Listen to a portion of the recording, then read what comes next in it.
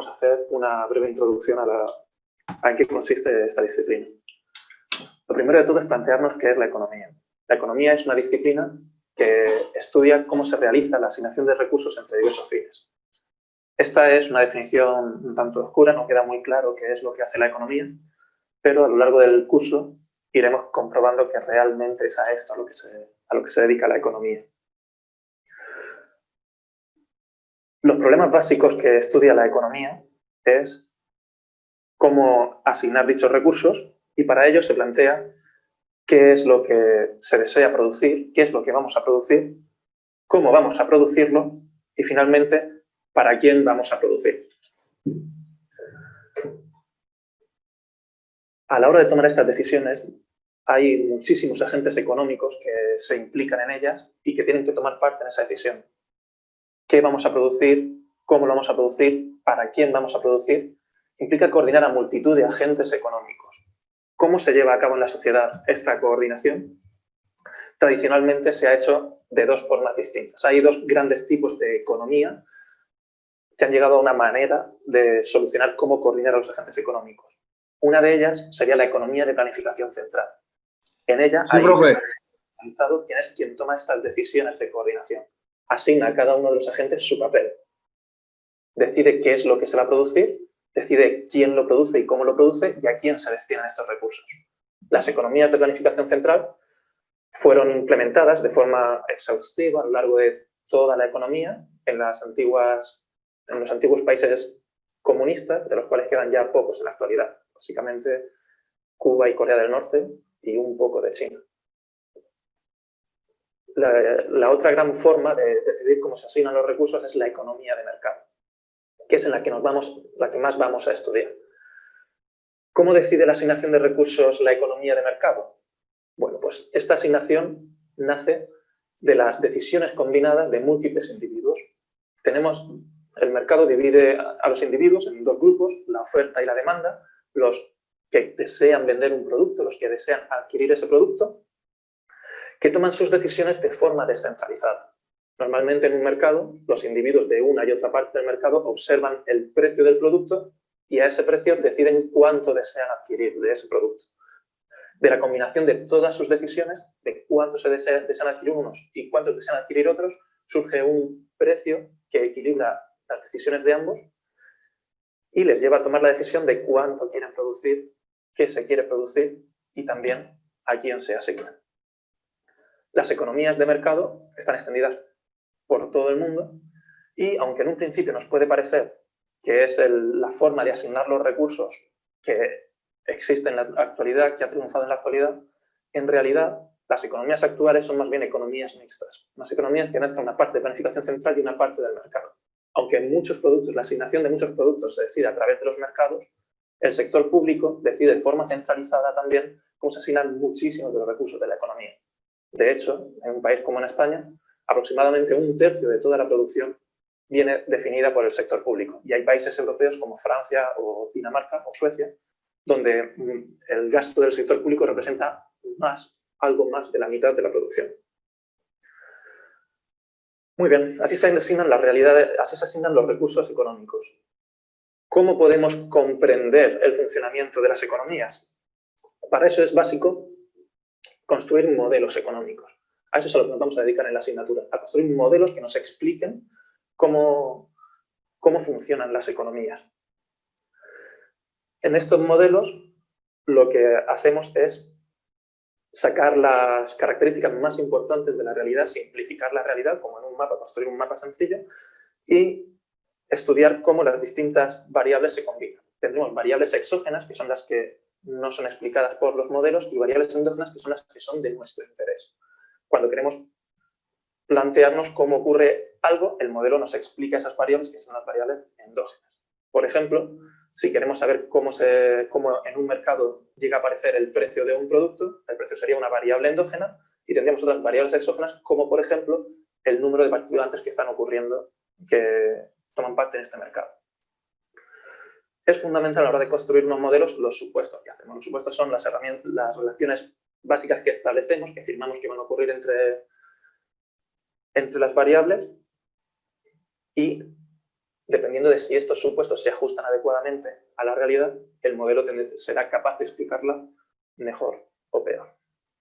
¿Qué es lo que hace la microeconomía? La microeconomía, lo que hacemos es modelizar la economía desde una perspectiva individual, desde una perspectiva en la que quien toma la decisión es el agente individual. Un agente individual puede ser un consumidor o puede ser una empresa. La microeconomía va a analizar, por tanto, las decisiones concretas de esos agentes, las decisiones concretas de los consumidores o las decisiones concretas de las empresas. Pero también va a analizar qué es lo que resulta de la agregación de muchas decisiones individuales, pero siempre teniendo en cuenta que el agente que decide es individual. Estamos planteándonos siempre que son los individuos quienes toman sus decisiones.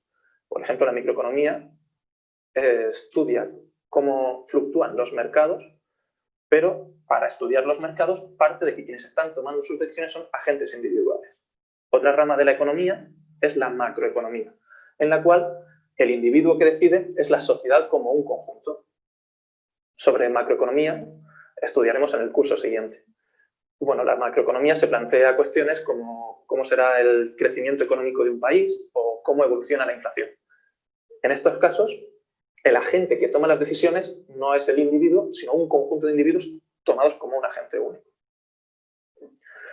Planteamos modelos para estudiar la economía. ¿Cuáles serán los modelos válidos? Bueno, pues para saber qué modelos son válidos, habrá que comprobarlos. Lo que hacemos en economía es proponer estos modelos y luego comprobar si la realidad se explica adecuadamente por dichos modelos. Si la realidad es realmente explicada por esos modelos, aceptamos el modelo como válido y si el modelo no es capaz de explicar lo que ocurre en la realidad, lo rechazamos.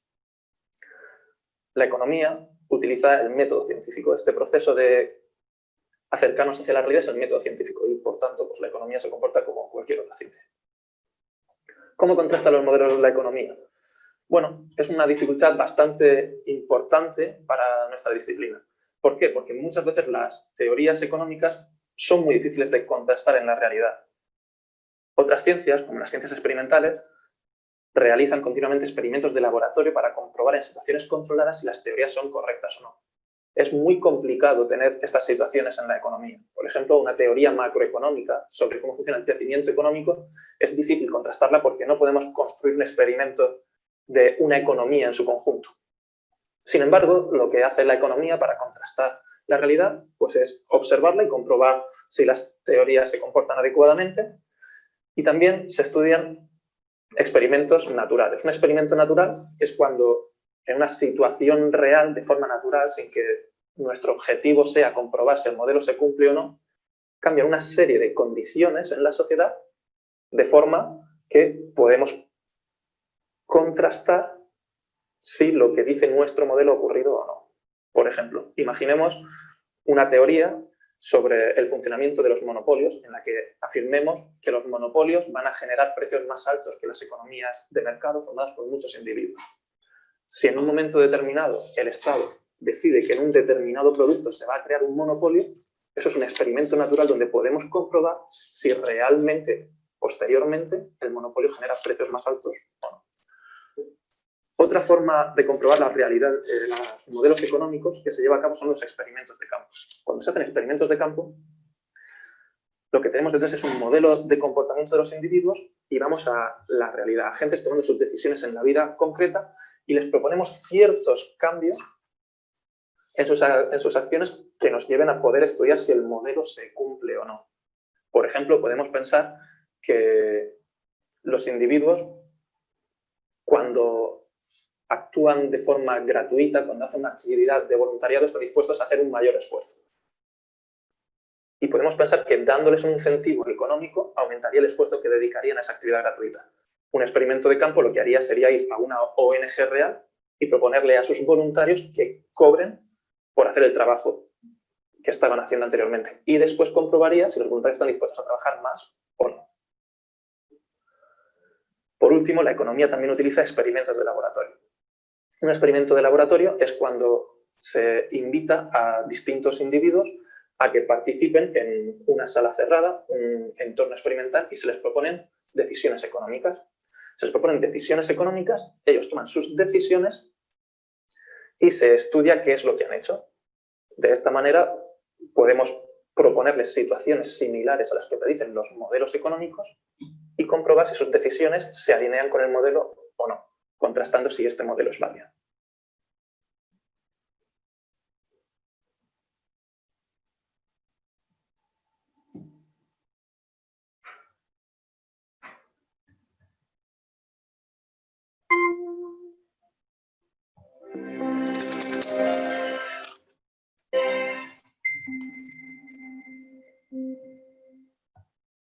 En este vídeo vamos a estudiar cuáles son los principales factores que afectan.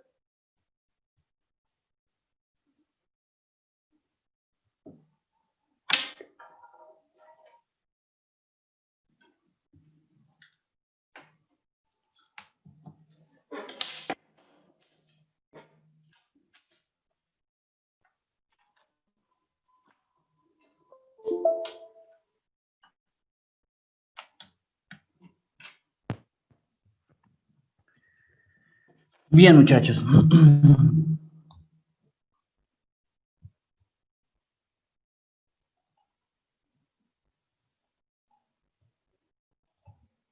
Entonces vemos qué explica la microeconomía, cuáles son el punto de vista realmente de la microeconomía, ¿cierto? Que me permiten realmente estudiar los agentes en este caso. Ya vamos a iniciar con el tema primordial, vamos a iniciar el tema de clase, muy corriente.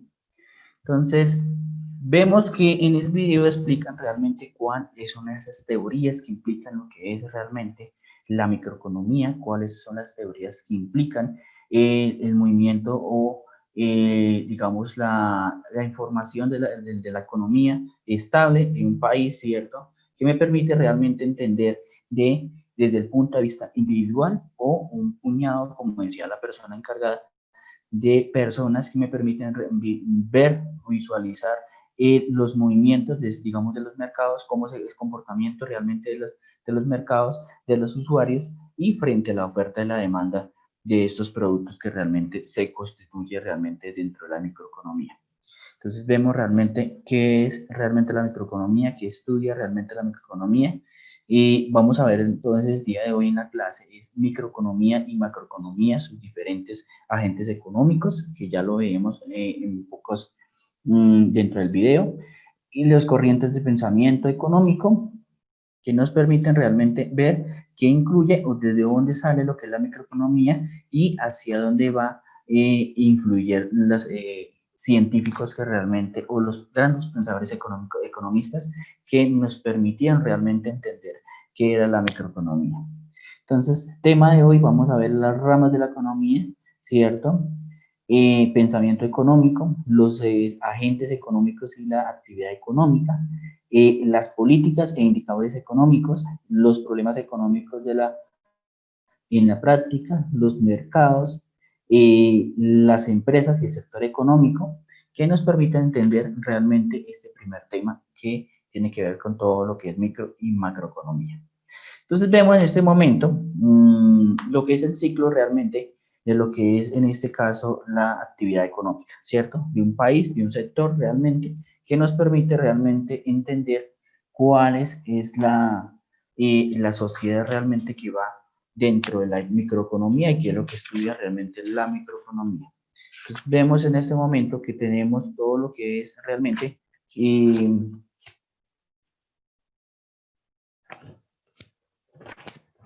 tengo acá, bueno. Entonces vemos realmente que vemos realmente es la empresa. ¿Cuáles son las empresas? ¿Cuáles son las fortalezas, debilidades y ventajas de un mercado? ¿Cierto? ¿Cuál es el mercado que les protege? ¿Cuál es el mercado realmente dentro de la microeconomía que se establece realmente en una empresa? ¿Cierto? Ahora, ¿qué nos compete realmente o qué le rodea realmente, en este caso, las empresas? De acuerdo, obviamente, a las fortalezas, debilidades y ventajas y competencias. Entonces vemos la primer círculo azul, ¿dónde está el sector? ¿Cuál sería el sector? Realmente entonces miramos que son proveedores, que son oportunidades, productos sustitutos, que sería que dentro de las empresas.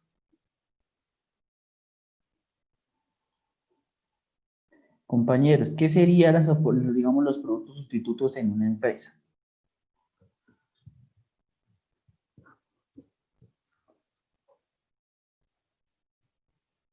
Rochi, Álvaro, Alexander, Juana María. ¿Qué representaría en un mercado realmente los productos sustitutos para las empresas?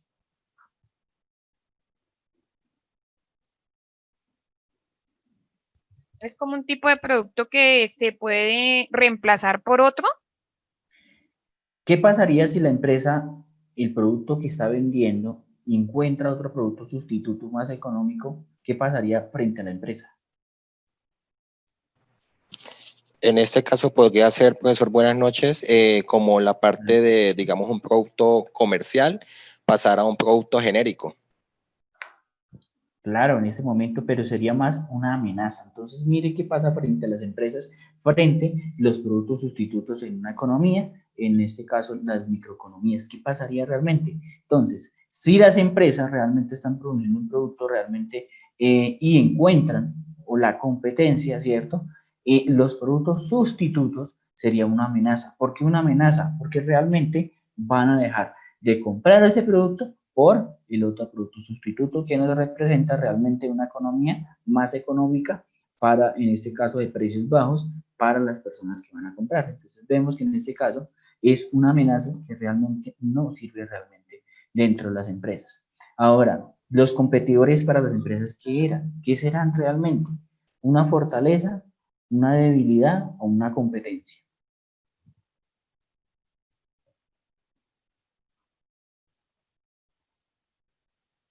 Ah, muchachos. Profe, ¿tú hablas de qué? ¿De los competidores? Competidores frente a la empresa. ¿Qué es? Pues mira, yo pienso que, bueno, en primera instancia, pues puede ser en cierta manera una debilidad, pues porque tú estás compitiendo, ¿cierto? Por obtener los clientes y por sostenerlos, pero también te permiten crecer, o sea que pues lo veo de esa manera. Ok. Más en Pues, este caso, señora, sí, sí, podría sí. ser una fortaleza, como dice mi compañerita, porque cuando uno tiene un competidor y ve que de pronto está ofreciendo un mejor producto, pues uno ¿qué hace? Uno, perdón, una oportunidad, profe, porque uno trata de mejorar lo que la competencia está haciendo, pues para uno atraer más cliente, para tener más demanda del producto de uno. Sí. Para mí pienso que serían las cuatro a la vez, porque un producto, pues, la verdad tendrá que significar mucho en todas las cuatro cualidades que representa como tal en una empresa. Ok. La empresa frente a los competidores lo que obliga es buscar o una oportunidad, ¿cierto? Mirar qué debilidades tiene la empresa, mirar qué nos fortalece a los competidores y qué ventajas tenemos frente a los competidores, ¿cierto? Y buscar realmente una competencia. ¿Por qué una competencia? Porque nos permite realmente entender, en este caso, cuáles serían las fuerzas competitivas, ¿cierto? ¿Y qué sería realmente en este caso? Entonces, las fuerzas competitivas, en este caso más adelante lo vamos a ver cada uno, nos permite entender cuáles serían en este caso los proveedores, los productos sustitutos, ¿cierto? Como una amenaza, ¿cierto? Los proveedores como una oportunidad, ¿cierto? Y los clientes como una competitividad realmente, ¿cierto? Entonces, ¿el sector cuál sería? Las potenciales entradas de otras empresas que me permiten realmente competir frente al mercado del entorno. Entonces, realmente sería el punto central dentro de un entorno general, dentro de lo que es la microeconomía. Entonces, vemos realmente que hay cuatro círculos hacia la parte externa de este círculo realmente de la economía, donde nos permite entender que hay un entorno general, ¿cierto? Donde hay un sector social, un sector económico, un sector tecnológico y un sector político. ¿Qué sería para las empresas el sector social?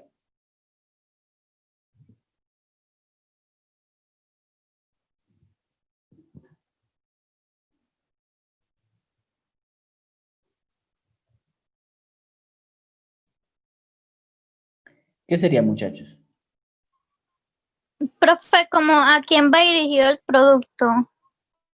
Sí, también. Como segmentación del mercado. Profe, buenas noches. Buenas noches, sí, señor. Para mí, una empresa social es aquella que tiene un impacto sobre los clientes, ¿cierto? Y Sí. también puede ser sobre el medio ambiente. Ok, también. Dentro de las fuerzas competitivas, lo social nos representa una oportunidad frente al mercado, frente a la sociedad que nos podemos competir, buscar nuevos mercados, un crecimiento económico de las empresas.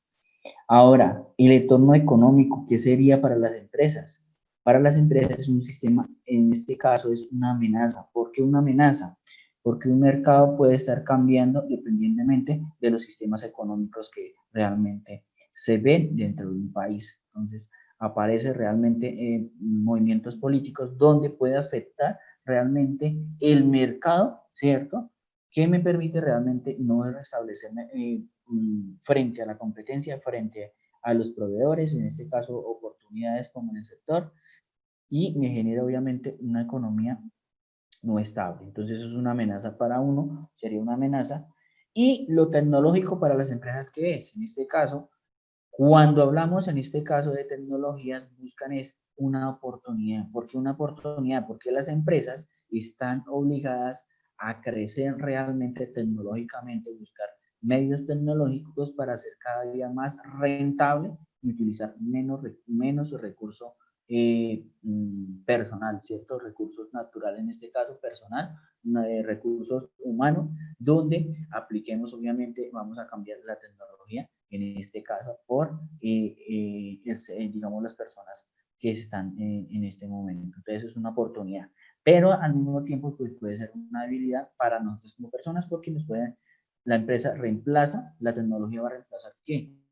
A las personas en este momento. Entonces veamos que esa es la oportunidad, realmente es una oportunidad de crecimiento, pero también puede ser una debilidad para las personas muy corrientes. Las amenazas también sería un sector político. ¿Por qué un sector político en este momento? Porque las ideologías políticas determinan el crecimiento económico de un país, ¿cierto? Si yo puedo tener, digamos, una amenaza realmente con un sistema político donde va a haber una guerra, ¿cierto? Un conflicto político realmente con varios países, pues en este caso las empresas pueden ver afectados en este momento porque el comportamiento económico de un país no va a ser estable. Hoy en día, lo vemos ahorita, cuando hace 2 o 3, 4 añitos, cuando Venezuela tuvo un pequeño, pues obviamente, conflicto con Colombia, ¿cierto? Que fue una, digamos, frente a las empresas, frente al sector político de ese país, generaba en este caso una amenaza. ¿Por qué? Porque los productos que adquirían las empresas de importación que realmente estaban en Venezuela, pues realmente dejaron de pasar, de vender esas mercancías realmente en este caso. Entonces, obligaban, afectaban a las empresas, ¿cierto? Porque realmente no podían importar esos productos, realmente se cerraron las fronteras y no se podía traer esos productos a Colombia realmente. Entonces, vemos que en este caso el sector político es una amenaza que me permite realmente estar dentro de la economía también.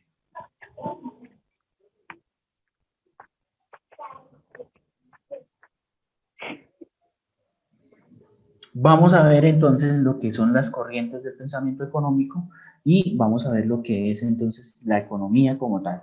Entonces, si la economía nos divide en dos ramas principales, que es la microeconomía, macroeconomía.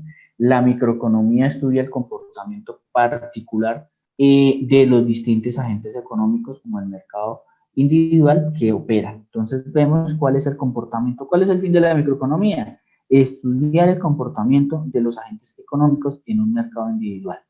Entonces vemos en ese momento que es realmente los mercados que estudiamos, cuál es el comportamiento de un mercado realmente. La macroeconomía surge a través de realmente lo que es lo contrario. Dice que ocupa la conducción de la economía en un conjunto, es decir, que estudia a nivel la producción, el desempleo, los precios y sector, en este caso de la economía. Entonces vamos que la economía, vamos a ver cómo está la economía realmente, ¿cierto? En un país, cuánto tenemos que producir realmente, que se mide realmente el desempleo, ¿cierto? Y los precios, y en este caso, lo que es los sectores económicos de un país. Entonces vemos que son dos polos opuestos, donde uno pues mira el comportamiento distinto de los agentes del mercado individual, y en este caso vemos es cómo estudiamos en este caso a nivel global lo que es la producción, el desempleo, los precios y todo lo que tiene que ver con la inflación, todas las diferentes modalidades de inflación. Los grandes corrientes de pensamiento económico. Entonces vamos a ver qué es en este caso la corriente clásica liberal, donde estudia realmente lo que es todo lo que es el pensamiento económico, ¿cierto? La liberación digamos, de la economía realmente, ¿a través de quién? De la corriente keynesista, donde en este caso visualiza realmente el comportamiento económico a través de estas corrientes económicas. La corriente marxista. ¿Por qué hablamos de la corriente marxista? Porque en este caso busca es ver los sistemas económicos mixtos, ¿cierto? Vemos cuál será en este caso una economía pues pública, una economía privada para los sectores económicos. Entonces vemos en este momento en la diapositiva, en la presentación, los sistemas económicos que cada uno trata. Entonces en este caso, el primero, la corriente clásica liberal, busca en este caso es la economía del mercado, ¿cierto? ¿Cómo se comporta el mercado frente Profe, a esa corriente clásica de la que usted hablando, ¿esa fue la que planteó Adam Smith? Sí, prácticamente está planteado desde ese punto de vista. Cuando vamos a hablar como la tercera o cuarta clase, vamos a ver todos los grandes pensantes economistas y vamos a entender por qué planteaban a cada uno un punto de vista, y todo se desprende realmente de estas grandes economías. Y la economía planificada, ¿de quién viene? En este caso, de la corriente keynesista, ¿cierto? Ellos planifican la economía realmente, los gobiernos deben planificar la economía, ¿cierto? Para tener, obviamente, una mejor economía en un país, ¿cierto? También la corriente marxista busca las economías mixtas, ¿cierto? Busca realmente entender por qué se mueven los mercados realmente, sea privado o sea un sector privado o sea un sector público, frente a los mercados en este caso, que nos permiten realmente ver un crecimiento. Entonces vemos que en este momento son los tres grandes principales de la economía, grandes pensantes que nos permiten entender cuáles serían los sectores económicos y hacia dónde realmente queremos entender lo que es la microeconomía. Ahora vamos a entender en este caso cuáles son los agentes económicos que estudiamos la microeconomía, ¿cierto? Entonces en este momento los agentes económicos y la actividad económica. ¿Cuáles serían los agentes económicos realmente en un país? Muchachos, ¿cuáles serían los agentes de un país? ¿Cuáles serían los agentes económicos de un país?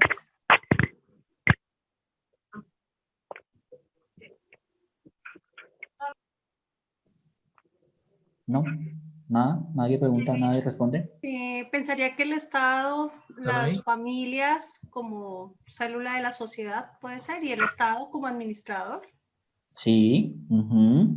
Acuérdate que yo ya expliqué cuáles eran los agentes económicos que intervenían. Entonces, en este momento, ahorita vamos a dar una explicación realmente en que interviene cada uno. Entonces, vemos que los agentes económicos dentro de la microeconomía, ¿cierto?, nos permite entender que las familias brindan algo a las empresas, ¿cierto? Y el Estado es quien administra, y las entidades financieras es realmente quien intervienen realmente como agentes económicos que nos permiten realmente entender la economía. Entonces vemos que estos son los principales agentes económicos de un país: las familias, las empresas, la administración del Estado, ¿cierto? Y la institución financiera, ¿cierto? Entonces entendemos que esos son los agentes económicos dentro de una economía de un país. Entonces vamos a ver ahora sí más de cerca realmente lo que es el flujo circular de una renta, ¿cierto? Entonces vemos en este caso 4 agentes realmente. ¿Cuáles son los factores productivos? ¿Cuáles son los factores de bienes y servicios? ¿Dónde están las empresas? ¿Cierto? Al lado izquierdo está las personas, ¿cierto? Mírala acá, ¿cierto? Y mire las empresas. Acuerda que esto ya lo expliqué, realmente ya vamos a entrar poco a poco realmente entender qué es la renta circular en este momento, ¿cierto? Un sistema económico político, ¿cierto? Dentro de un país, y así funciona lo que es la macroeconomía. Entonces, en este caso, si vemos la línea azulita, ¿cierto?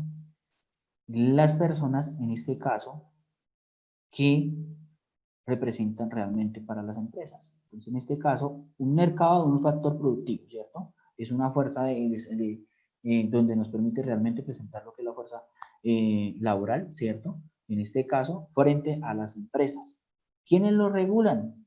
El Estado, ¿cierto? ¿Por qué lo regulan? En este caso, las personas ofrecen, en este caso, el sector productivo, ¿cierto? Y en este caso las empresas ofrecen a las familias un sector, en este caso productivo, lo que es subventa y transformación de productos, ¿cierto? Para el consumo realmente. Pero ¿qué le ofrece realmente a las empresas? ¿Cierto? A las familias, unos salarios, ¿cierto? Y las empresas, en este caso, las personas al Estado, ¿cierto? ¿Qué nos ofrecen? ¿Qué tenemos que pagar en este caso? Pues impuestos, ¿cierto? Realmente hacia el Estado, todo lo que tiene que ver impuestos realmente. Ahora, ¿qué ofrece el Estado a las empresas? Entonces, en este caso, vemos que ofrece todo lo que es el tema de salud, seguridad social, todo lo que tiene que ver con prestaciones sociales que nos permiten obligar realmente entender cuáles son la originalidad, digamos, del Estado frente a las familias. Ahora, ¿qué ofrece realmente las empresas hacia el Estado? Pagar impuestos, ¿cierto? Realmente. Y las empresas, el Estado hacia las empresas que ofrecen.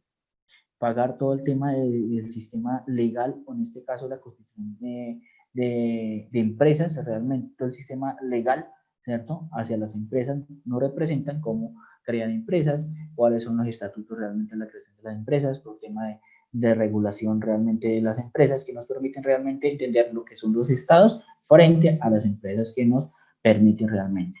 Ahora vamos a ver lo que es realmente qué proporcionan realmente las empresas hacia las personas. Entonces, en este caso, ofrecen bienes y servicios. ¿Cuáles son los bienes y servicios? Los bienes que produce realmente la empresa, ¿cierto? Ya realmente sea para la empresa o sea para el propio Estado también, ¿cierto? Las personas hacia las empresas que ofrecen un poder adquisitivo de esos bienes que tenemos en este momento o que vamos a adquirir en este momento. Entonces vemos que no representa en la parte de arriba lo que son factores productivos y en la parte de abajo lo que produce la empresa frente a las personas y nosotros como personas frente a la empresa lo que es el poder adquisitivo. Entonces así realmente se visualiza lo que es la renta, en este caso el flujo circular, una renta en este caso, o un sistema económico en un país. ¿Cuáles serían en este caso las políticas y los indicadores económicos de un país? Entonces, en este caso vemos que está la producción, ¿cierto? Como un objetivo político de macroeconomía, porque nos permite realmente entender que es conseguir el nivel elevado de producción más rápido de una tasa de crecimiento. En este caso, vemos es estudiar realmente cuál es la economía, en este caso, de productos que se debe producir en un país de la forma más rápida, ¿cierto? Para un crecimiento económico lo más rápido posible.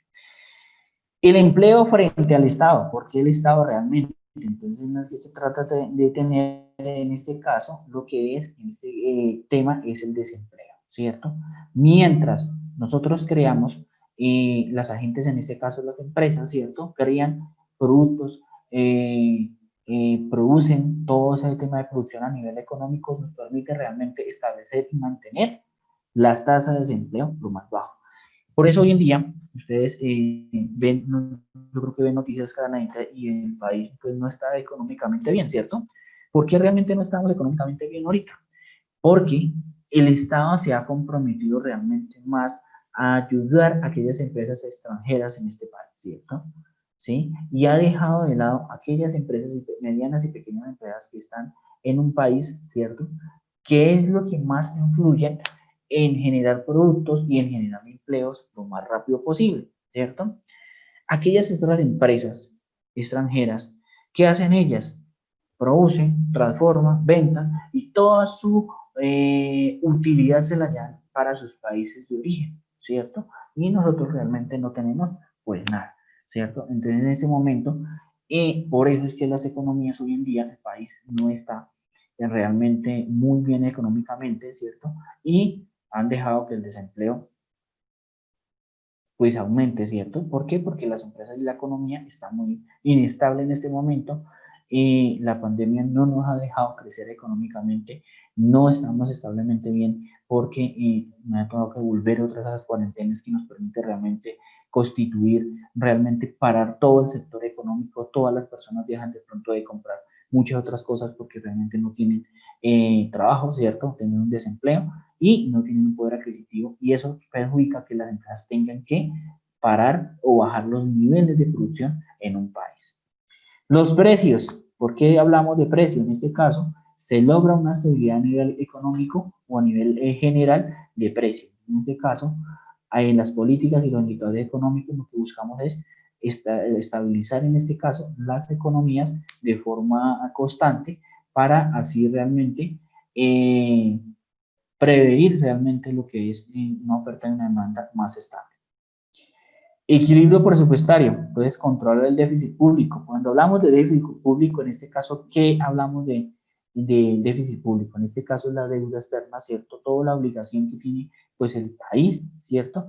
Frente al sector público y eso lo que busca es un equilibrio, ¿cierto? Que en este caso, hoy en día, Colombia pues está muy endeudada, no han sabido manejar en este caso, han sacado mucho en este caso, muchos préstamos, ¿cierto?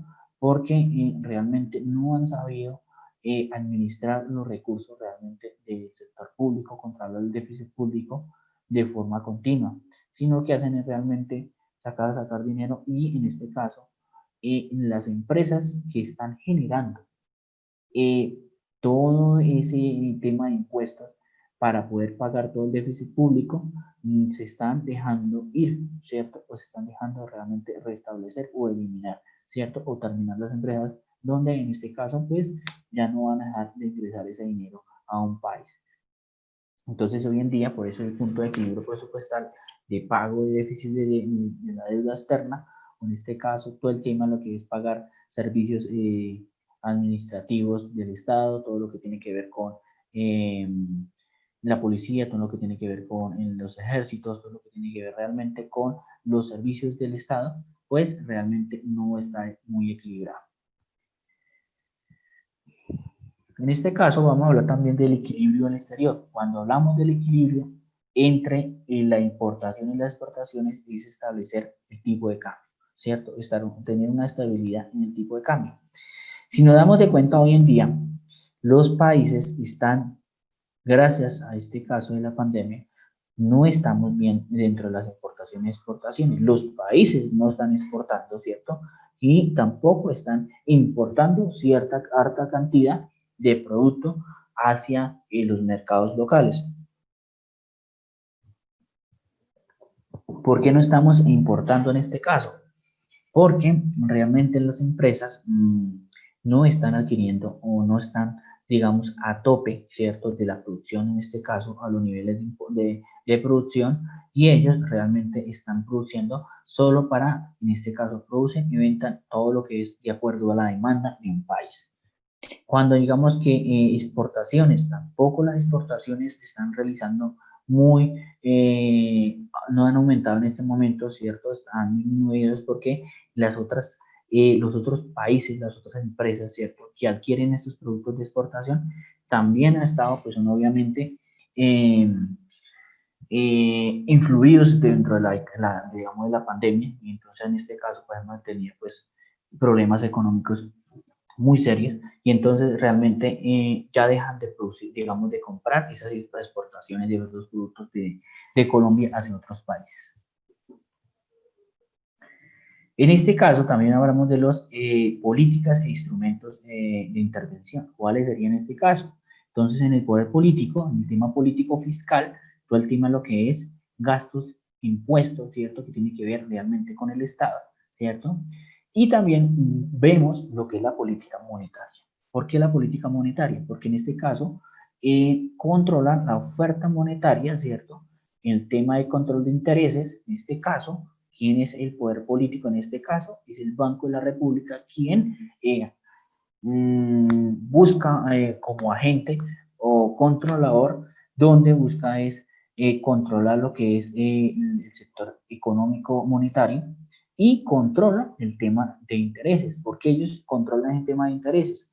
Porque ellos controlan, en este momento, controlan que los créditos no estén con unos intereses realmente establecidos, ¿cierto? Con unos intereses muy elevados, sino ellos tienen, lo que crean es una tasa de interés de usura, y desde ahí ellos pueden cobrar esos intereses al sector público, al sector privado, ya sea de empresas, ¿cierto? Personas naturales que adquieren pues obviamente créditos, y en este caso pues obviamente no compran, no tienen que pagar pues unos elevados costos de interés en este caso. Entonces, quien controla en este caso la oferta monetaria aquí en Colombia en este caso es, pues en este caso el Banco de la República, donde establece los precios y las tasas de interés para los diferentes mercados financieros. Políticas de renta, entonces en este caso lo que busca es, en este caso también interviene el Estado, lo que es las restricciones básicas de precios y salarios, ¿cierto? Porque restablecen realmente lo que son los precios de acuerdo al mercado y obliga o establece cada año, y ahorita yo sé que ahorita en noviembre más o menos llega la hora feliz, ¿cierto? Más o menos por ahí antes del 20 de noviembre, ya se están reuniendo nuevamente para acordar, obviamente, lo que son, en este caso, los salarios dentro de una sociedad, o en este caso del país.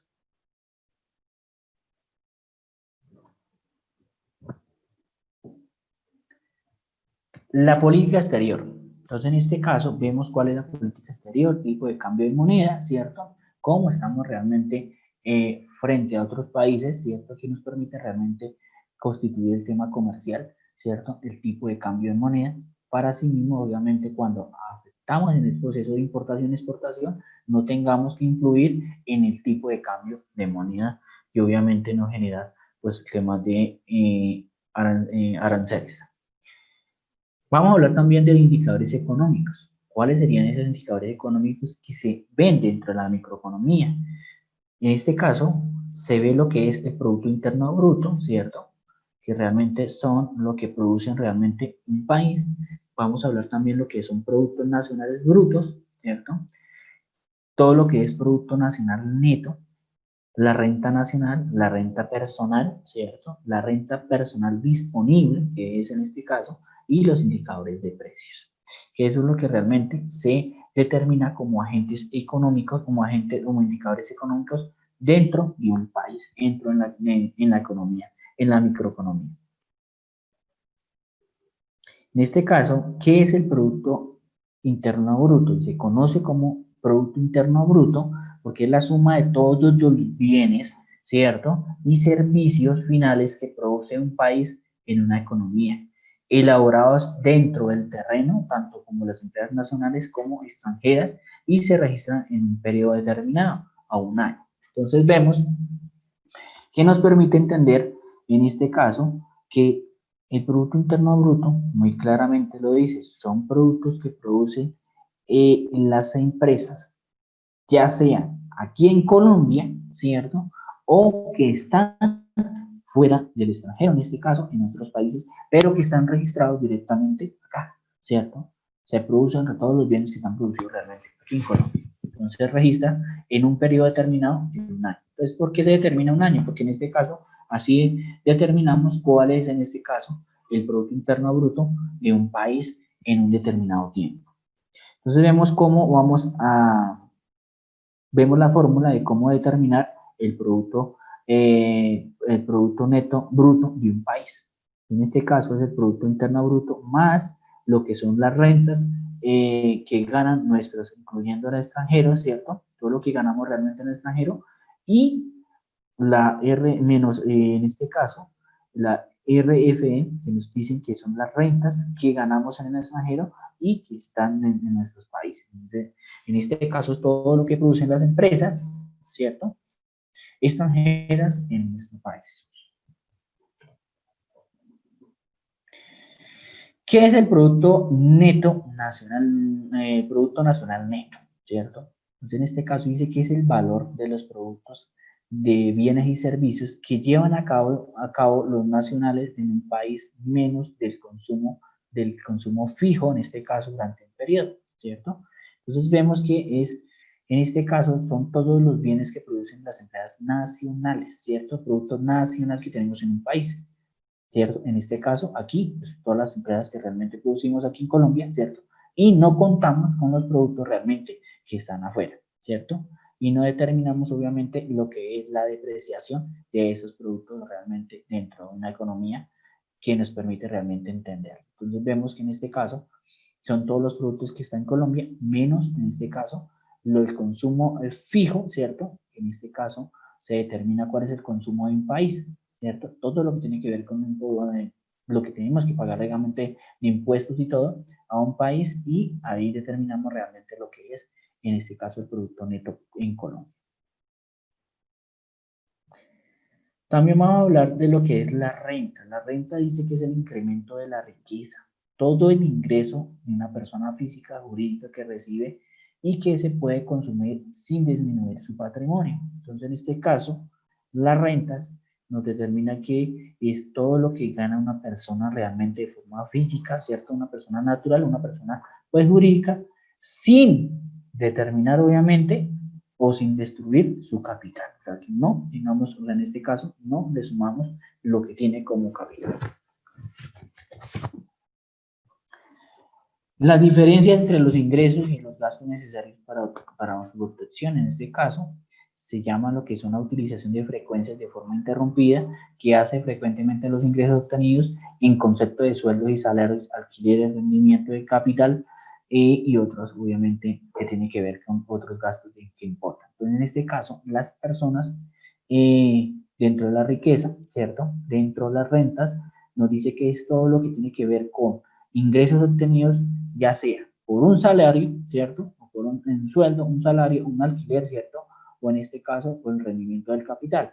Cuando hablamos de un alquiler, ¿qué es? Obviamente que tenemos bodegas, tenemos casas, apartamentos, y nos ingresa ese dinero como, en este caso, como un ingreso frecuente.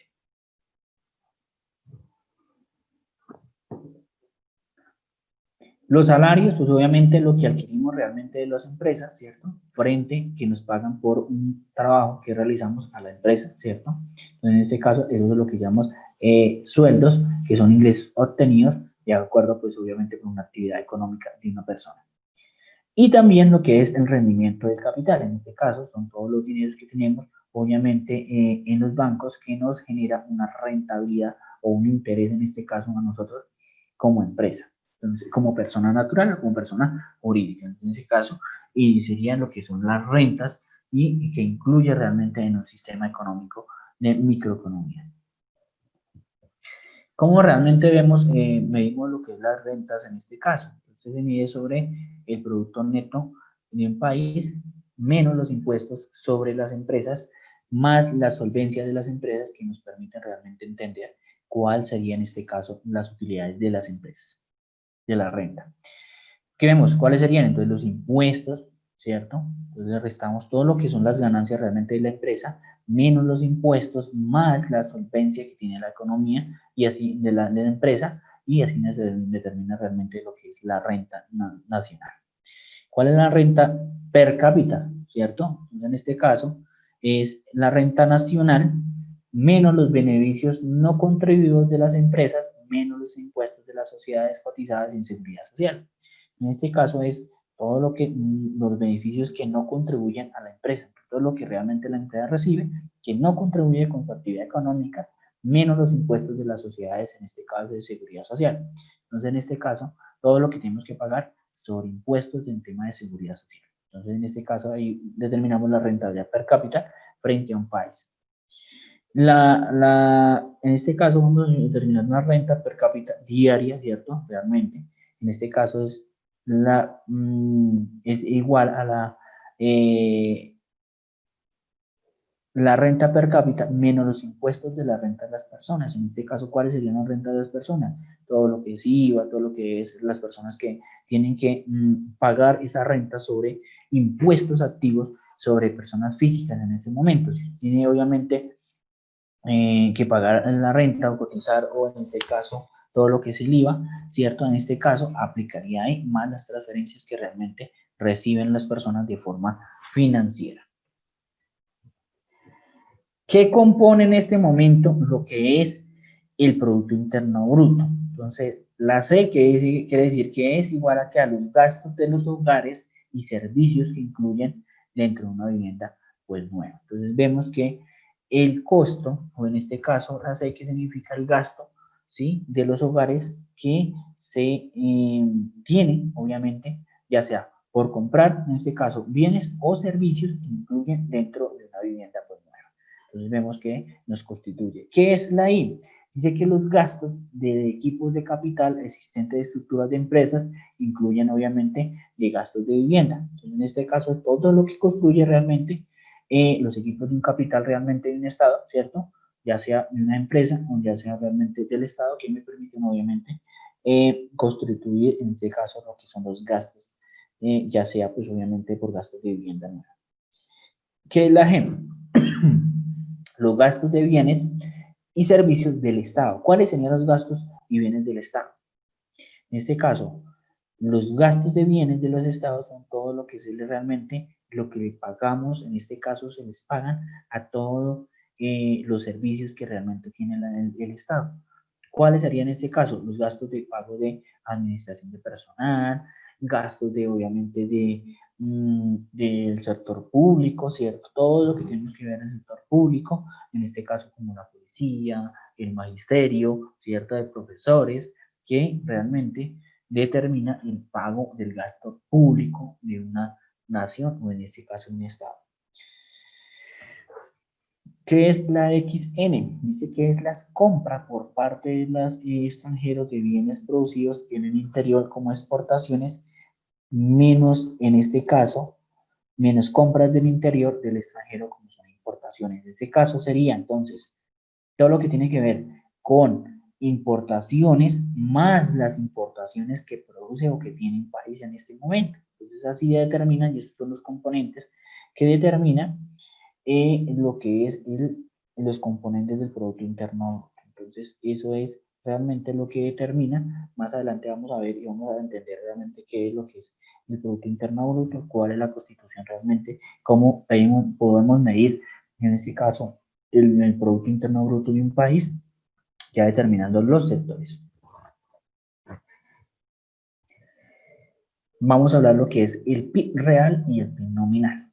El PIB real nos dice que es el valor de los precios del mercado de la producción de bienes y servicios filiales, ¿cierto?, producidos en un país durante un tiempo determinado, suele ser de un año. Entonces, en este caso, vemos que el PIB real es todos los precios del mercado producidos en quienes, bienes y servicios que producen las diferentes empresas durante un tiempo determinado del país. Entonces, no es realmente, no contamos ahí lo que es el producto nominal de un país, sino no contamos en este caso los productos que producen, en este caso que son empresas de acá, pero que están ubicadas en otro país.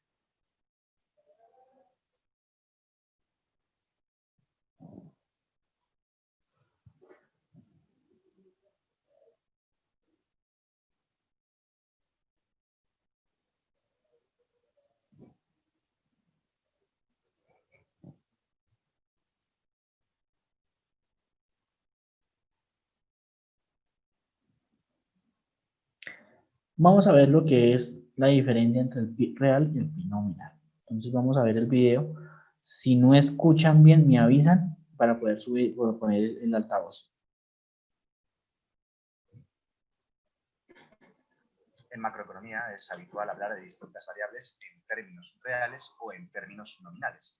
Generalmente se utiliza para hablar sobre todo del Producto Interior Bruto de una economía, que es la principal variable que mide el país. Bien, voy a hablar del PIB real. ¿Qué es el PIB real? Bueno, el PIB, la definición del PIB, es el valor de la producción final durante un año en un país determinado. De acuerdo, muy resumido sería esta definición del PIB. Me quiero centrar ahora en qué significa este subíndice R que ponemos aquí del PIB. Profesor, se escucha bajito. Cuando hablamos del PIB en términos reales es un PIB puro, es decir, nos indica... Dame un segundo.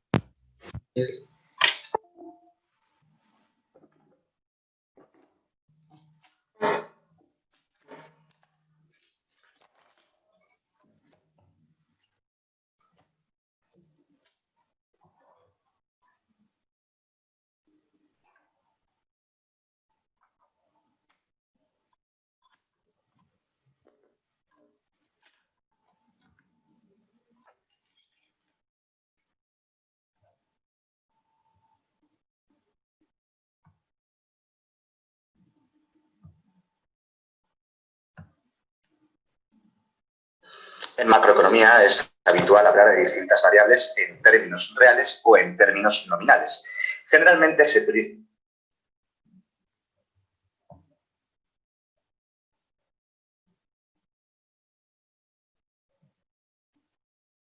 En este video vamos a ver la diferencia entre el PIB real y el PIB nominal. Como vimos en el capítulo 1, el PIB tiene esos componentes.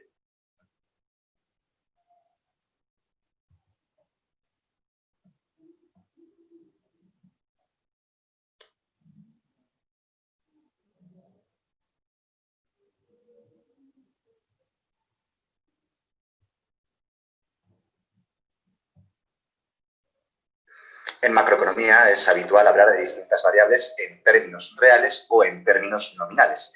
Generalmente se utiliza para hablar sobre todo del Producto Interior Bruto de una economía, que es la principal variable que mide la riqueza de un país. Bien, voy a hablar del PIB real. ¿Qué es el PIB real? Bueno, el PIB, la definición del PIB, es el valor de la producción final durante un año en un país determinado. ¿De acuerdo? Muy resumido sería esta definición del PIB. Me quiero centrar ahora en qué significa este subíndice R que ponemos aquí de PIB real. ¿Por qué le ponemos un subíndice R y qué significa?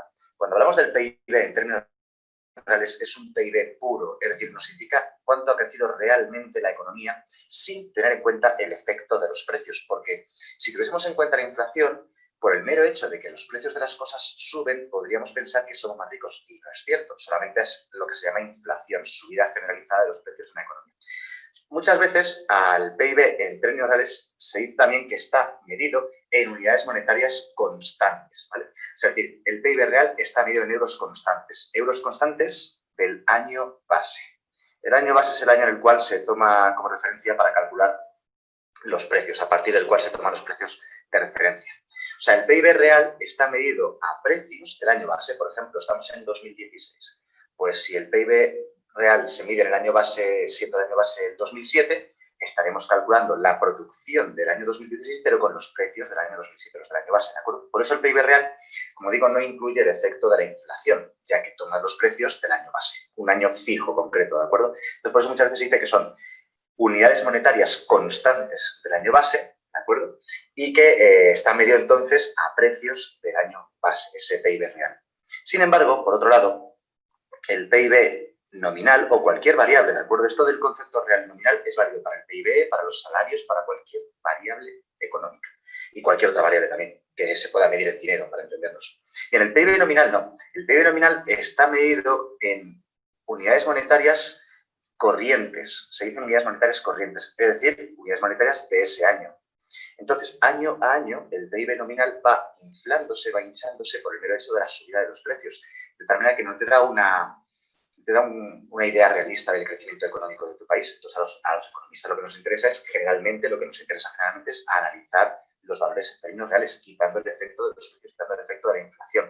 ¿De acuerdo? Y el PIB nominal, que está medido a precios de ese año, pues realmente no se suele analizar demasiado porque ya digo que puede ser bastante poco realista, ¿no?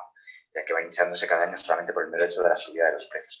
Y esto es fundamentalmente la diferencia entre real y nominal. Todo esto se basa en una cosa que se llama ecuación de Fisher, que básicamente la ecuación de Fisher viene a decir que el crecimiento real de una variable, sea cual sea, es aproximadamente igual al crecimiento nominal de esa variable menos la inflación.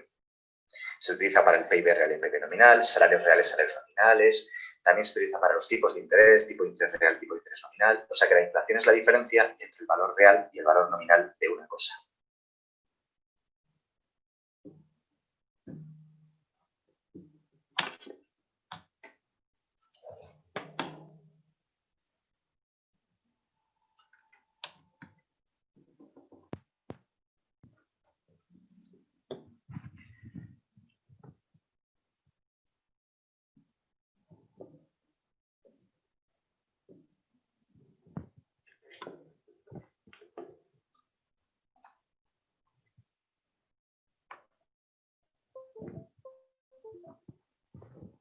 Entonces, muchachos, ¿sí me escuchan? Sí, profe. Volví a cambiar el sonido, entonces por eso entonces vemos que el PIB real, ¿cierto? Ya vemos que entonces el CAC nominal es lo que nos mide realmente temas monetarios, ¿cierto? Y el PIB real es el valor de dicha producción en precios constantes. Entonces, en este caso, esto significa que el primero del nominal se refleja incrementando o disminuyendo estos precios Obviamente, de acuerdo a lo que hablaba en el video, lo que hay que ver dentro de la inflación o la deflación, ¿cierto? Propuesta en un país. Entonces, realmente también en el PIB real se toma en base los precios de un año, pero permite constantemente comparar la producción determinada de un país en un determinado tiempo. Entonces, en este caso, lo que tenemos que ver en este segundo real es que debemos tener en cuenta lo que es la inflación o la hiperinflación. Entonces vemos que a veces la inflación de un momento del mercado nos permite realmente entender lo que es el Producto Interno Bruto nominal o real. Aquí vamos a hablar otro video donde vamos a ver lo que vale la diferencia entre uno y el otro, ¿cierto? Es muy sencillo para que ustedes obviamente lo puedan Profe, ¿le escuchar. puedo hacer una pregunta? Sí. Profe, ¿eso tiene que ver también con el índice de precios al consumidor? Sí, también vamos a hablar directamente de todo lo que es el precio índice del consumidor. Más adelante Ok, que lo vamos a ver. ¿sí? vale, profe, gracias. Digamos, aquí vamos a ver todo lo que es el Producto Interno Bruto. Más adelante vamos a ver lo que es en este caso, en lo que es el precio, el índice de precios del consumidor. Espera un segundo, ¿qué pasó acá? La diferencia entre el PIB real y el PIB nominal. ¿Me escuchan bien? El video se escucha bajito, profe. Ok, entonces pero ya cambió entonces el sonido.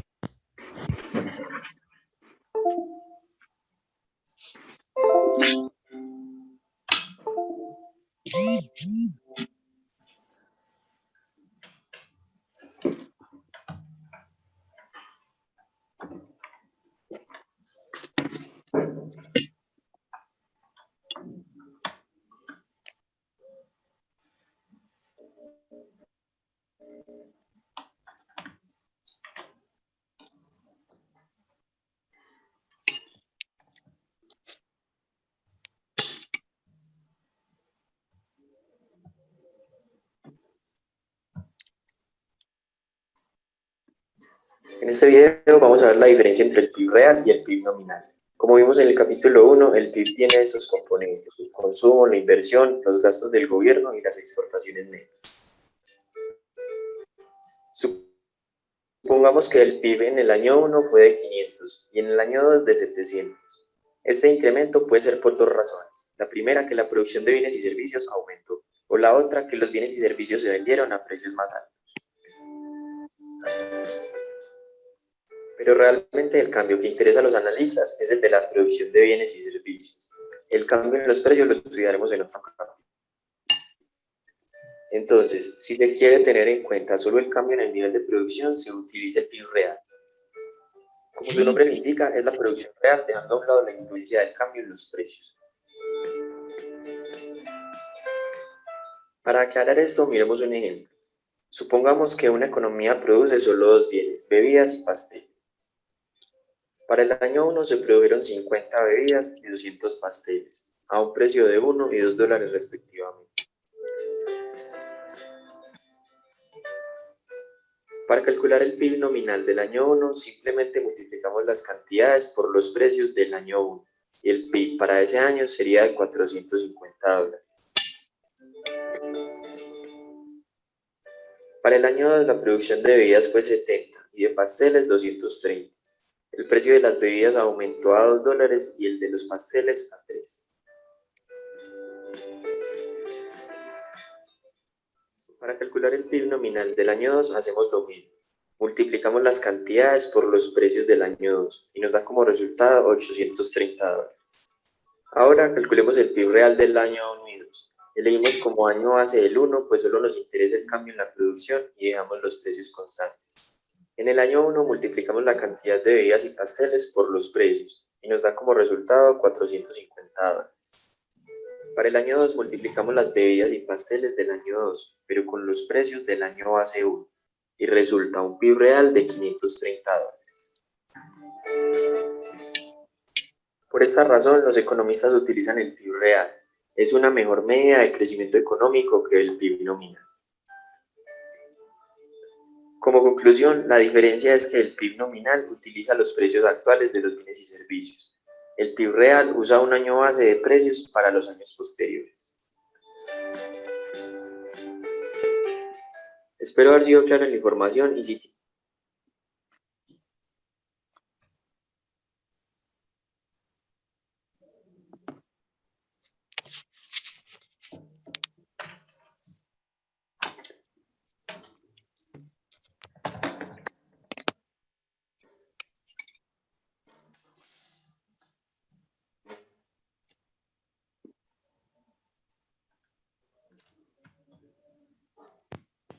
Bueno, ahora sí me escuchan, muchachos. Sí, profe. Sí, profe. Sí, profe. Ok, entonces, bueno, aquí ya tenemos las fórmulas, entonces ya realmente en el video vimos las fórmulas, realmente lo que es el PIB real, el PIB nominal, ¿cierto? En este caso, pues la diferencia es uno que en el real, pues obviamente determinamos el precio, el determinado el periodo, y en el otro, pues obviamente determina los precios reales. Entonces, para eso también vamos a ver lo que son las valorizaciones de los precios al costo de factores. En el mercado, la valorización de precios en el mercado busca es valorar los productos o valorar la producción de los precios finales alcanzados en el mercado. Entonces vemos realmente la estabilidad de esos mercados de acuerdo a los precios que alcanzamos en un máximo en un determinado periodo, ¿sí? También se valora el costo de esos factores, cuáles serían los costos de producción de realmente esos valores. Entonces realmente tenemos que ver todo lo que son las solvencias, todo lo que son los impuestos indirectos, para determinar realmente la valorización de esos precios, en este caso, de productos en un mercado. ¿Cómo se mide realmente lo que es la tasa de inflación, cierto? Para un mercado. Entonces, en este caso, el IPC, ¿qué es el IPC, Rochi o Rocío? El índice de precios al consumidor, profe. ¿Para qué se mide? Pues con ese índice se mide, digamos, se hace como un comparativo de los precios que nos dan a nosotros los consumidores anualmente por diferentes bienes y servicios. Exactamente, dice que mide el costo total de los bienes y servicios comprados de un consumidor representativo, ¿cierto? Entonces, en este caso, sabemos cuánto es realmente el índice de precios al consumidor de un determinado periodo, ¿cierto? No mayor a un año. Entonces, en este caso, yo sé cuánto fue el consumo realmente de bienes y servicios de este año. Entonces, tareita para que ustedes en la próxima clase los discutamos lo que es el índice de precios del consumidor a esta fecha. Ustedes lo pueden ingresar al DAN y pueden revisar cuáles son, en este caso, el índice de precio del consumidor sobre los diferentes bienes. Entonces van a investigar todo ese temita. ¿Listo? En este momento, ¿cómo está el índice de precio del consumidor? Eso en el DAN lo pueden verificar, o en el Banco de la República también pueden ver. Ellos determinan también, tienen que determinar dentro de un salario realmente para determinar digamos, los intereses. También miden lo que es el tema de índice de precio del consumidor, de productos o servicios de un consumidor. También vamos a hablar qué es la tasa de inflación. ¿Cómo lo medimos realmente? Entonces, en este caso, vemos que es el precio del consumidor, el índice de precio del consumidor de un determinado tiempo al determinado tiempo que tenemos constante frente, en este caso, de un año determinado. Entonces, vemos que se debe determinar, en este caso, para poder medir la tasa, es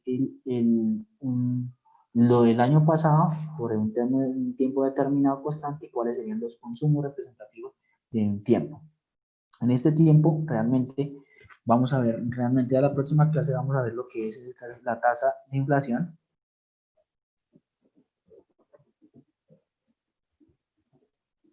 Y cómo se mide.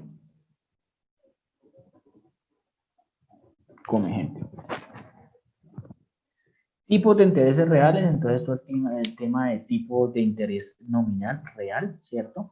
Todo lo que son equivalentes a el producto, el índice de productos al consumidor frente al refractor del Producto Interno Bruto que nos representa. Entonces, en este caso, así podemos determinar cuánto está consumiendo, cuál es el consumo de todas las personas de bienes y servicios dentro y que aporta en este caso lo que es el Producto Interno Bruto de un país.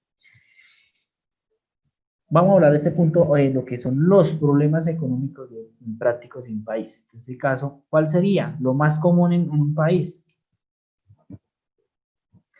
El desempleo. El desempleo, ¿cierto? La inflación, ¿cierto? El déficit en el exterior, el déficit público y otro realmente que realmente tenemos en este caso. Esos son los problemas más comunes en un sistema económico de un país que nos depende, digamos, depende realmente de los agentes económicos o en este caso de los modelos económicos que ya hemos hablado anteriormente, ¿cierto? Porque así nos determina. ¿Puedo hacer una consulta? Sí. Cuando hace referencia al déficit del exterior, ¿tiene relación con la deuda externa? Sí, en este caso sí, claro. Porque ¿cuál es? ¿Cuál es el déficit o la deuda externa? Todo lo que debemos en bancos extranjeros, ¿cierto? Que le han prestado en este caso y el Banco Mundial que nos permite obviamente que nos ha prestado para cubrir muchas obligaciones, ¿cierto? Y que el día de mañana obviamente tenemos que pagar. Entonces, ese es el déficit en el exterior. ¿Cuál sería el déficit, digamos, en el público? Público, ¿cuál sería?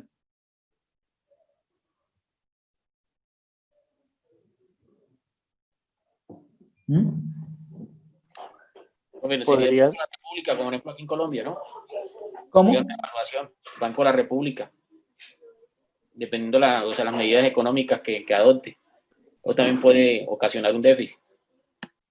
No, en este caso, la deuda pública es todo lo que le pagamos realmente al sector público. ¿Cuál es el sector público?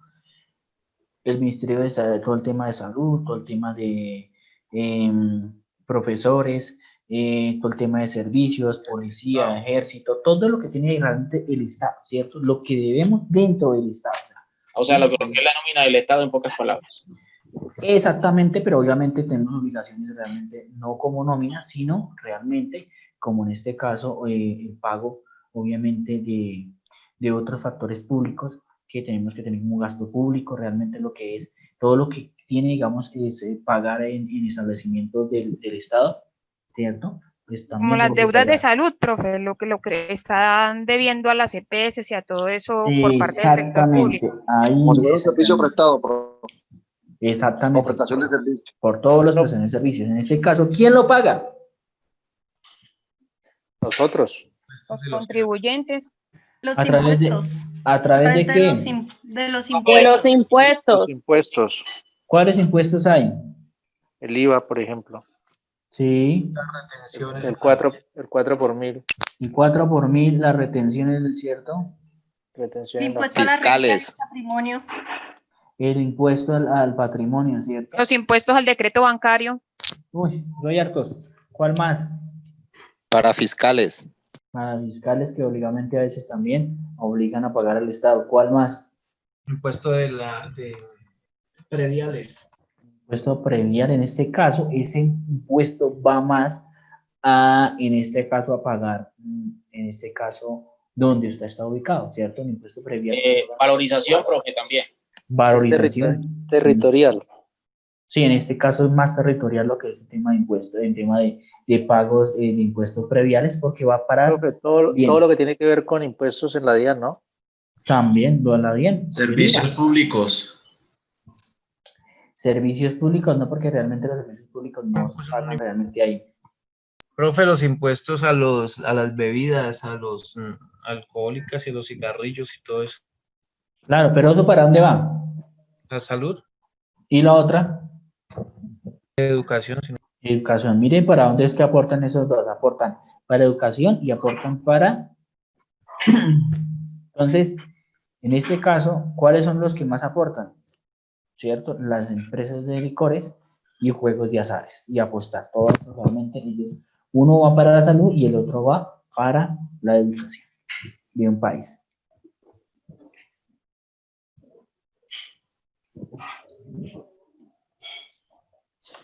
Digamos, profe, entonces que si el Estado no recauda, por ende, pues queda en deuda con los funcionarios públicos.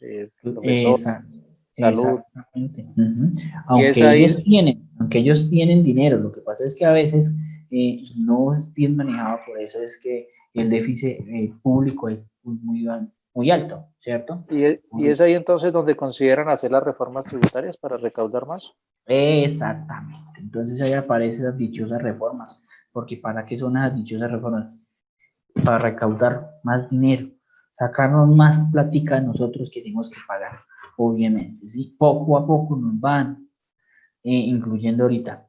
Ahorita, en este momento, en Colombia, están por debajo de cuerda firmando una nueva reforma tributaria, ¿cierto?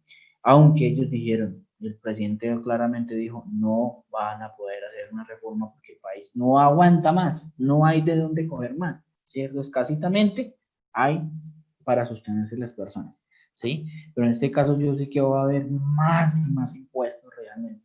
¿Por qué? Porque es culpa realmente de, en este caso, las personas que tenemos administrando no saben administrar, pues obviamente, todo el tributo público que tiene un país para poder cumplir, obviamente, con todas las obligaciones del déficit público en el extranjero y déficit público del país. Ahora, ¿por qué el desempleo? ¿Por qué tenemos que ver el desempleo en este caso en microeconomía? ¿Cierto? Porque nos permite realmente entender cuál es el poder adquisitivo de las personas, el ingreso principal de una persona. Entonces vemos que por qué se preocupa el Estado en este caso por el desempleo, porque dice que el desempleo es la fuente principal de ingreso de personas. Entonces, si ellos no tienen un empleo, pues no tienen un poder adquisitivo, ¿cierto? Ustedes no podían comprar cosas, ¿cierto? No podían pagar servicios, no pueden pagar muchas cosas. Entonces, por eso hoy en día el tema de desempleo es muy importante de lo que es microeconomía, porque debemos entender cuál es el tema y hacia dónde vamos a ver realmente el poder adquisitivo de las personas. ¿Cuáles son las causas o las causas de las variaciones del desempleo y la producción? ¿Cómo se produce el paro, cierto? Entonces, en este caso, vemos qué pasaría si en este caso el desempleo se detiene realmente, si aumenta mucho. ¿Cuáles son las variantes en este momento que haya mucho desempleo?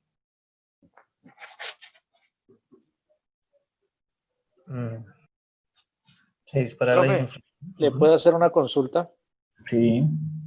Digamos, escuchaba yo por ahí en un análisis, en un debate político con relación al desempleo o a la generación de empleo, que, digamos, el presidente Duque en campaña manifestaba disminuir los impuestos a las empresas para que las empresas generaran empleo, contrataran más personal. Que la consulta es que en su opinión y en su conocimiento, digamos, ¿qué concepto o qué análisis haría su merced en el sentido de que es más conveniente hacer eso? Es decir, disminuir los impuestos a las empresas, de hecho muchas extranjeras, o por el contrario, más bien apoyar a las MIPIMES nuestras, de aquí de Colombia como tal, llámese en el sector agropecuario, los pues, pequeños, medianos empresarios. En su opinión, ¿cuál sería como la más conveniente para generar empleo en el país? En este caso, la segunda opción. Apoyar más lo nuestro. Claro, es que eso es lo que tiene que hacer él. Mire, cuando hablaba del tema de Avianca, ¿cierto? ¿Cuánto habían? 370.000 millones de pesos, ¿sí? Por ahí un video por ahí de unos locos que me enviaron y está chistoso el video, ¿cierto? Pero en este caso explicaba la realidad de un país, ¿cierto? Entonces vemos, ¿qué podía hacer con ese dinero? Yo no le ayudo, ¿qué hago con ellos? No les presto, no les ayudo, no les aporto. Sí, les puedo bajar el tema de interés realmente de impuestos a las entradas extranjeras, sí, para que no se vayan y obviamente se establezca. Judy, cuéntame. Profe, buenas noches. Nomás el presidente está cometiendo el error de dejar entrar extranjeros, que es decir, de Venezuela, para laborar acá, y al laborar ellos están dejando, o sea, laboran más económicamente, pero nos están perjudicando porque se están llevando el dinero, pero para Venezuela. Ahí nomás Sí. nosotros también estamos perjudicados y eso no lo está viendo el presidente. Exactamente.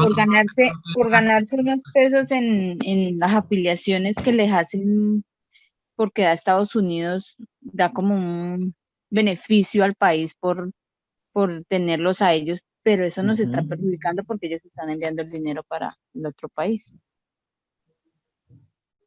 Sí, claro. Entonces vemos que eso es una de las importancias. En este caso, si nosotros no determinamos y dejamos que en este caso cerremos las puertas, nos pueden decir que nosotros somos muy malos, que realmente somos un país desalmados, que realmente no consideramos a esas personas, ¿cierto?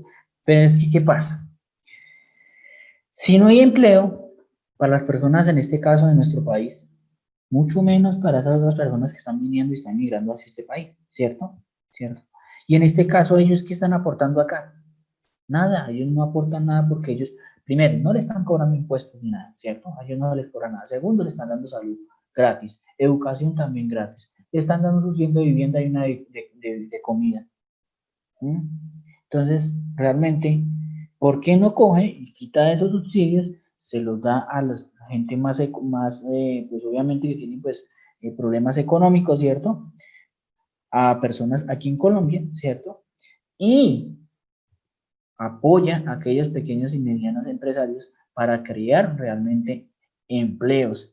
¿A quién debe apoyar más ahorita en este momento que ya vimos cuál sería la escasez tan bárbara de comida que hubo, de producción?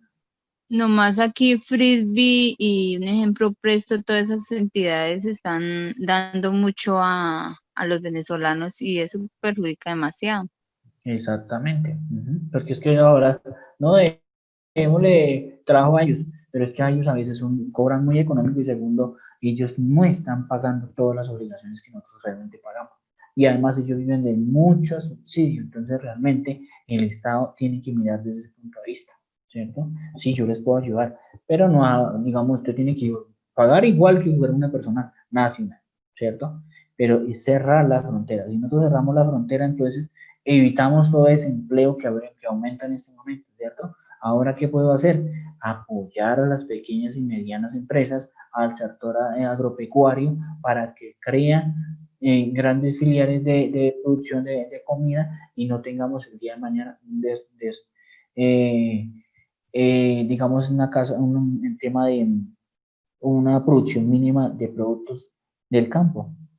Entonces, realmente eso es lo que debe realmente un país y realmente en este caso el presidente se está preocupando más es por su popularidad realmente y no por lo que se está viendo en un país. No es por defenderlo, no es por criticar, todo depende de su punto de vista, pero él se está tomando esa atribución realmente. Entonces, pues yo no estoy de acuerdo con esas apreciaciones de ustedes, porque no ha podido el gobierno de Estados Unidos frenar los gobiernos de Estados Unidos frenar la migración durante décadas y décadas y décadas. Sí, claro, yo entiendo, pero es que realmente tenemos que... Empezó hace unos años y que somos el vecino cercano y que no tenemos los medios tecnológicos para cerrar fronteras, ni siquiera podemos nosotros mismos. Pero bueno, en fin, eso tiene tanto de largo como de ancho. Sí, claro, porque es que igualmente nosotros tenemos que, pues no es cerrarla totalmente, pero tratar de pronto que no lleguen gente, digamos, tratar de obviamente ocupar que la economía de un país es estable, porque si realmente vemos que realmente llegue mucha gente aquí y no se colabora realmente la gente que está acá, vamos a llegar a un momento que el país va a tener que explotar, ¿cierto? Y aquellas personas que están bien se van a ver, obviamente, influidos, se van a ver económicamente mal por culpa de otras personas que realmente no deben estar ahí. Profe, buenas noches. Buenas noches, sí. No habrá una forma de, digamos,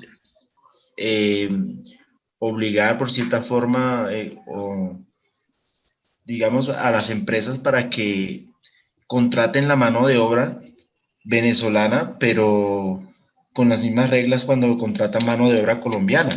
Porque es que si lo que estamos viendo es que contratan mano de obra venezolana para evadir costos, ¿sí? Entonces debe haber un organismo que vigile esa parte. Sí, claro, el Estado ya está revisando el tema porque realmente está abusando mucho, obviamente, de aquellas personas que le están dando trabajo a aquellas personas más a bajo costo y están quitándole obviamente el empleo a las personas nacionales. En este caso, eso se está controlando mucho hoy en día. Las empresas tienen que reportar todo ese tema de control de pagos, obviamente dentro del pago dentro de su punto de contratación realmente de empleo y desempleo que realmente aportan aquellas empresas hoy en día y que nos permiten realmente entender cuál es el punto de vista realmente aquí en lo que es el desempleo frente a la economía, microeconomía.